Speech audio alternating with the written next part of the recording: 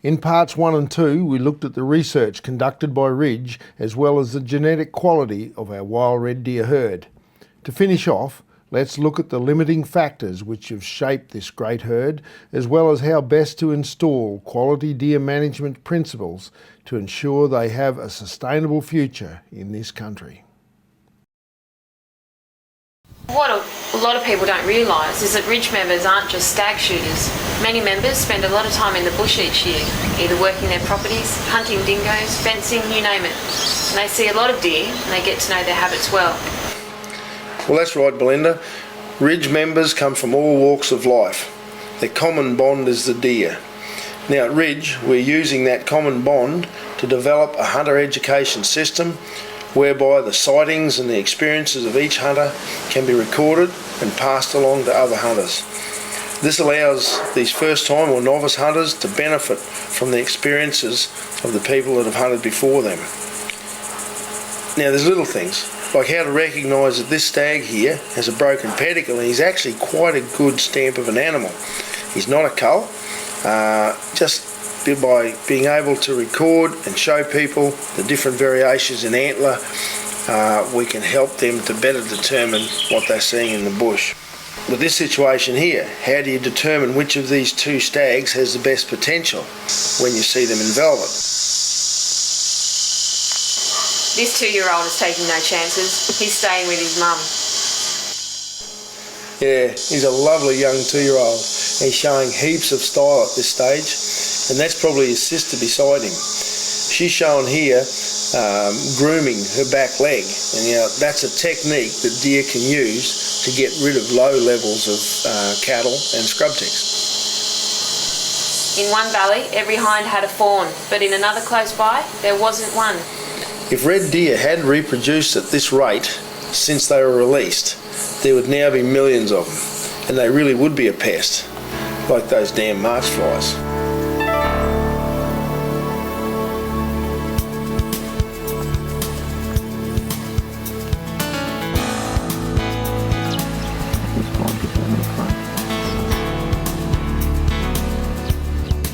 Sometimes it's just great to sit and watch as the young stags learn to fight, or watch the older stags trying to keep their girls under control.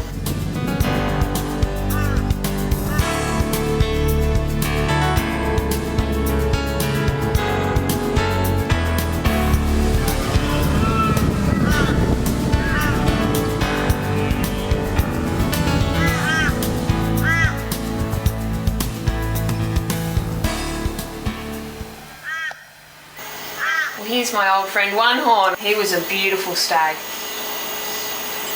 This stag has had a damaged fault on one side that smashed his pedicle, but he's still very, very good genetics, judging by the other antler. Well, our nutritional study proves that as a whole, wild red deer are pretty healthy. As healthy as any other herd in the world. They carry quite low levels of parasites and carry no known disease in the wild, and they come from good stock. But they've never really boomed in numbers or in trophy potential. Why not? Well, nobody really knows, Belinda, for sure, but through our research we intend to find out. With regard to the number of deer in the wild, it looks like a combination of climate, predation and possibly inbreeding to an extent.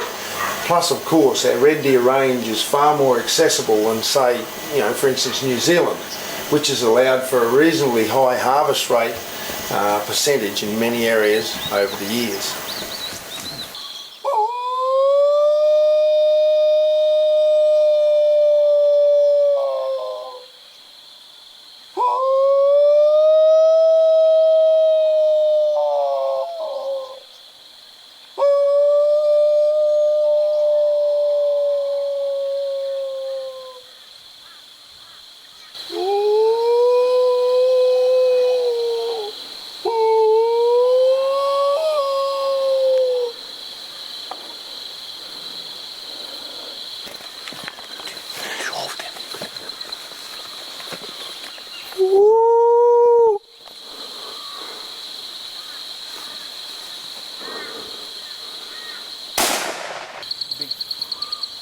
Big tick on its neck.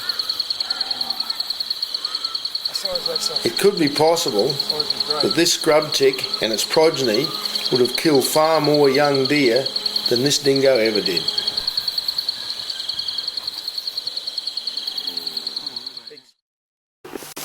The latest kill.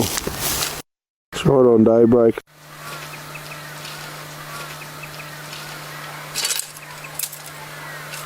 What we have here is a pretty bad dingo. It's about number 20, 22 animals now that this thing's killed. It seems to only kill between about midnight and probably 2 or 3 o'clock in the morning. And no matter what we do, we've been down here spotlighting in the afternoon, in the mornings. I've tried predator calls, you name it, and we just cannot get a shot at this thing. Only has a bit of a feed off a carcass. It might come back once more and that's it. Okay. Yep.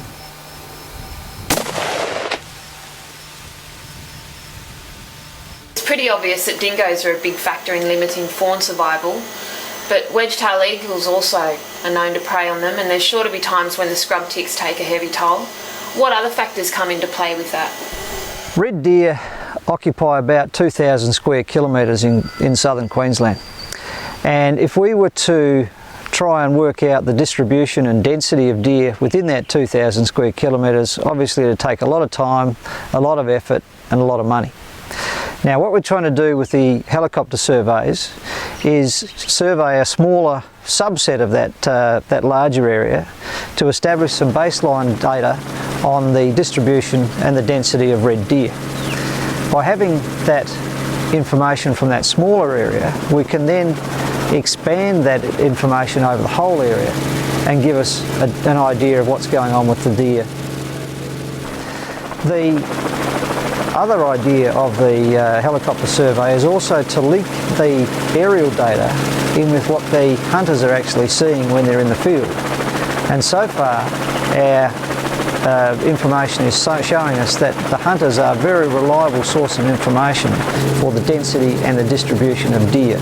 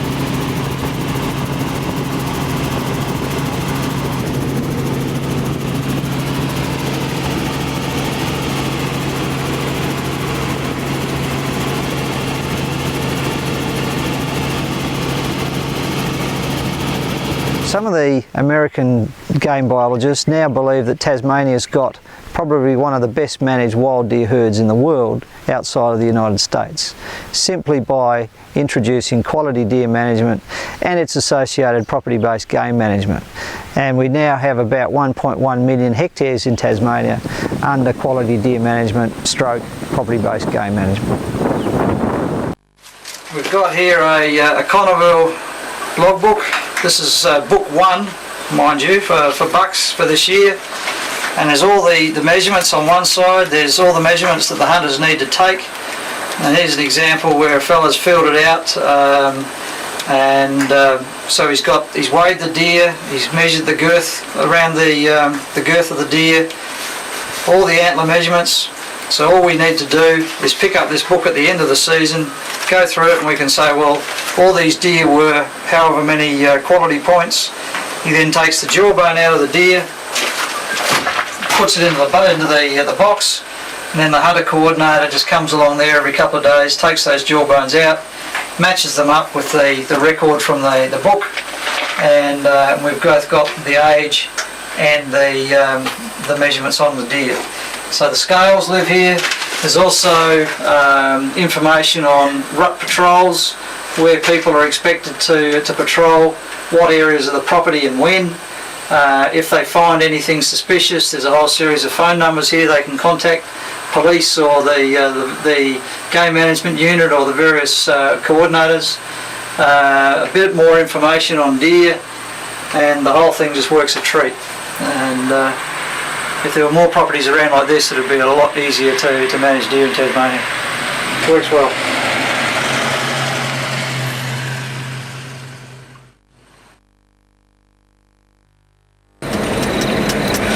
And this is where we have all our hunter meetings out here. Fellas before the deer season all come out, they get their various permits, get told about the property rules, any changes in the rules. Well grown, good antlers.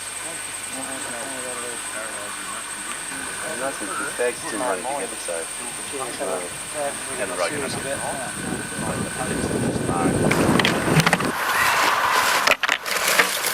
Jawbones. They look so happy about it. This is what it's all about. Jawbones and data sheets. And the fact that we get them is really good. 25-point deer.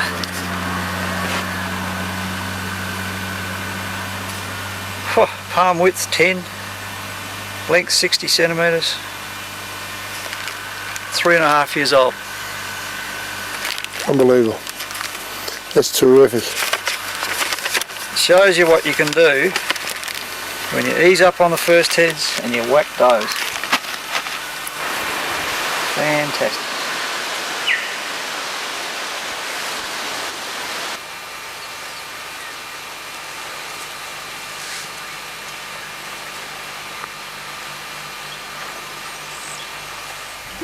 The success of the Tasmanian program has allowed Ridge to expand that into fallow deer, quality deer management in Queensland.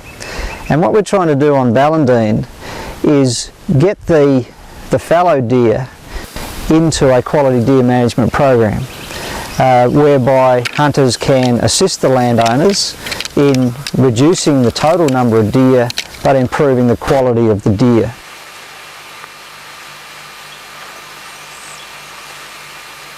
Now that will assist the landowner because he'll have less deer, and it will help the hunter because he'll have better quality deer. Collaring animals is a labour and money expensive exercise, but it gives you a lot of information about those animals that are wearing those collars. Firstly, we're able to determine where the animals are moving to. Are they just staying put in the same gully where they were released, or are they moving large distances and going somewhere at some times of the year, coming back at other times of the year? But it also allows us to look at survival.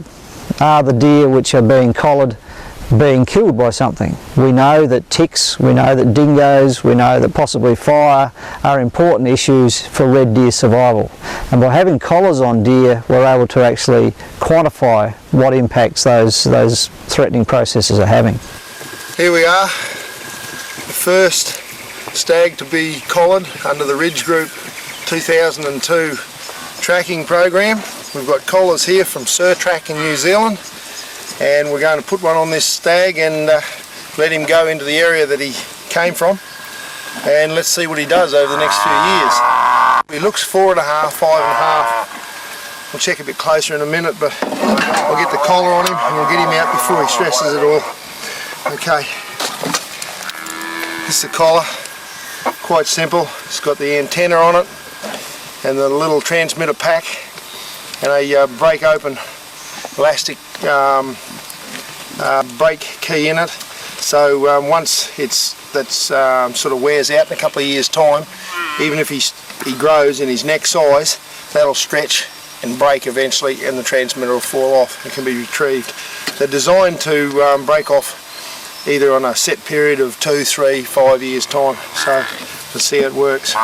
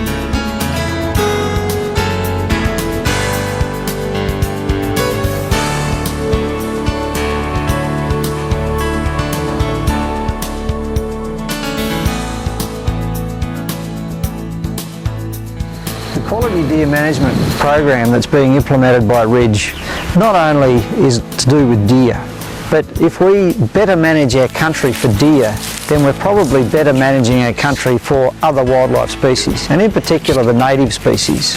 If we're sensitive in our management for deer, then the spin-offs for those other species are really quite significant.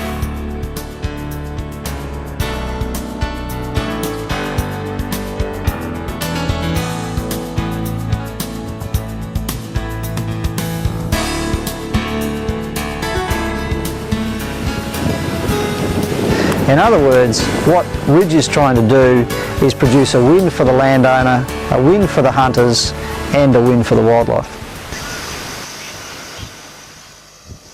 No other subject during March to April that raises the blood level of landowners more so than poachers. And rightly so too. I know how I'd feel if I had a property and poachers were sneaking in behind my back, hearing gunshots when nobody is supposed to be there, and then finding carcasses everywhere. This is the one they whacked. Yep. Fresh? Yeah. This is the one they took this morning? Yeah. You look at it, and you got 3 blokes on here paying $75 a day or whatever it is. Oh, $600 worth of airfares to get up here, and you got some prick jumping the fence doing that. Yeah. Climbing all over you.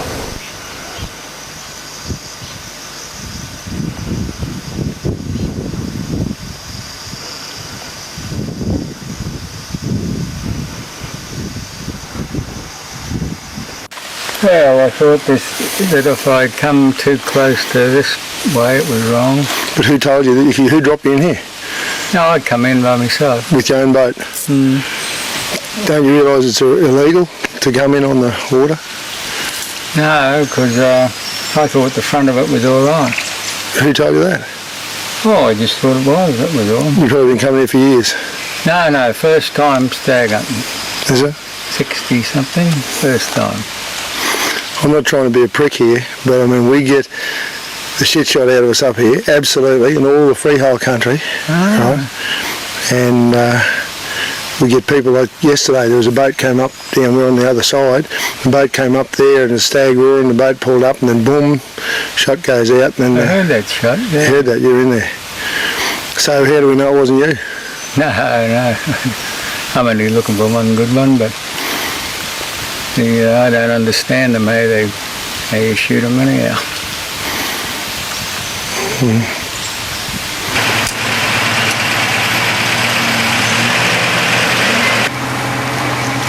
Come on down, fella. Hey, Come on down. yeah, that's what I'm trying to do. Mate, you're digging yourself a big hole. You're recorded. Your name's recorded. We're here. There's witnesses. Everything, right? Now, if you do the right thing, I think the landowner will treat you with a bit of respect. But if you're not going to, mate, he won't treat you with any respect at all. What else you want me to tell you? Well, Stop bullshitting. I'm not my bullshitting. mate left me in the bush, possibly lost for the night, I'd shoot him. I want to know what you've done up on my property. Well, actually, I thought it was forestry, to tell you the truth. Well, you're supposed to know where you are at all times, you know that? Yes, I do know that. Have you got your maps with you? No, we haven't. Well, you better have a look at them. Then you'll know where you are. Where's your firearm? Didn't have one, mate. I can't imagine you walk all the way up around there all afternoon not have a firearm. I wasn't up there all afternoon. How long have you been there then? Oh, I don't know. Did you have the keys to the vehicle? No watch. Nope. Your mate reckon you did. Oh, He said you're up here hunting. I hope I didn't. No, he pulled him out from under a rock. He lied to us.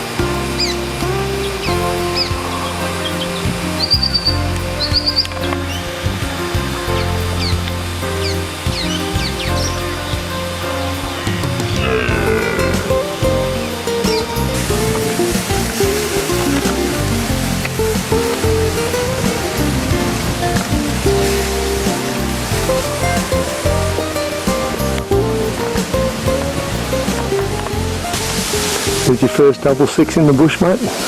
Yeah. Nice little stag. Why didn't you shoot him? He was too young. You reckon he'll grow into a good one? Yeah, I reckon he'll go into a bigger double six or even bigger. That's what the job's about, isn't it? Yep.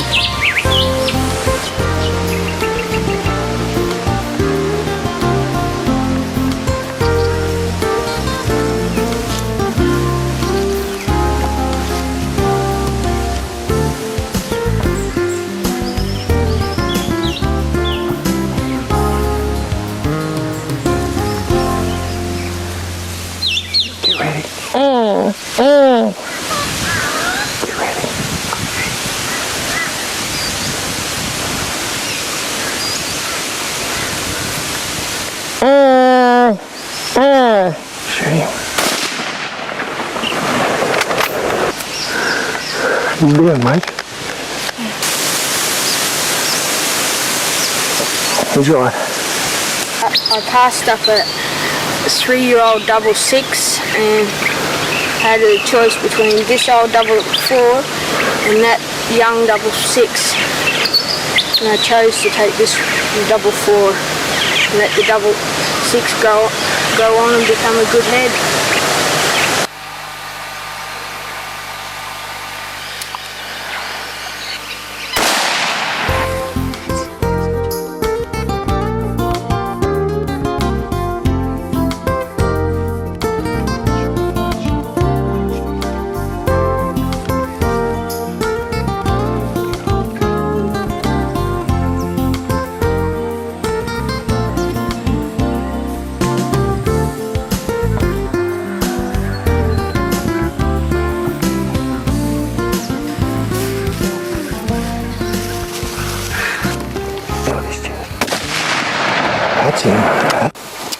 He's 7-year-old, he's got no tray, he's got real dinky little bay, he's all snags, and he's got a small tray on this side, which is not really good, and he's run with a really big mob of hinds, and we got a lot better stags out there that can go with the mob of hinds instead of this.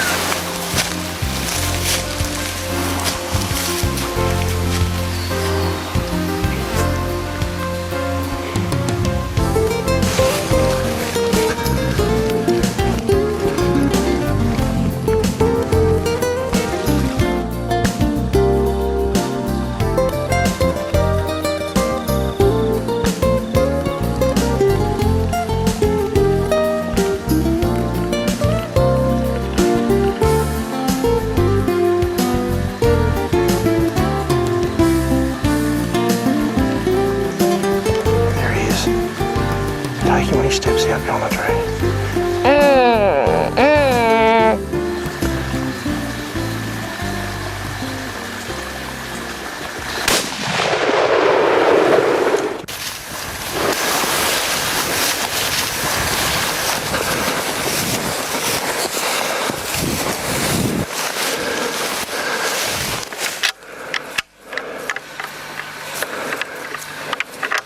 See, girls can do it. What's that? Girls can do it.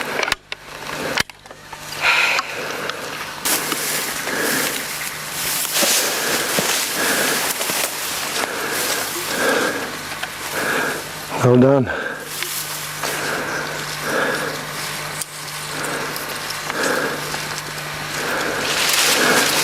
First head.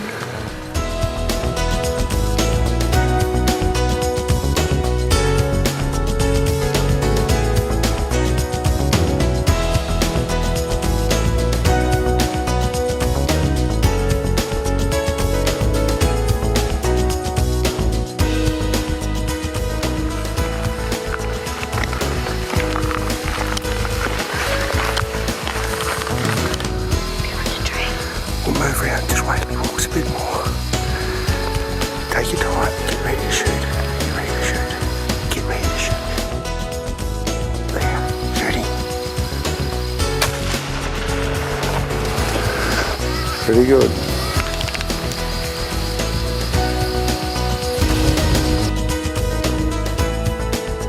Absolutely stuffed.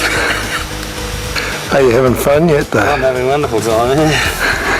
It's always fun hunting, isn't it?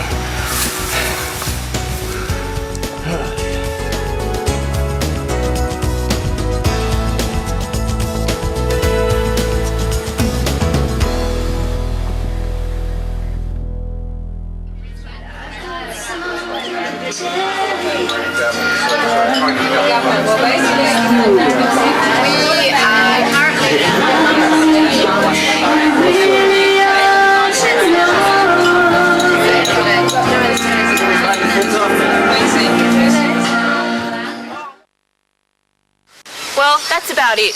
Ridge has got the ball rolling. They've done a lot of good research and will continue to do so with your help. Because ultimately, the future of red deer in Queensland is in your hands. This is our world. This is our wild country.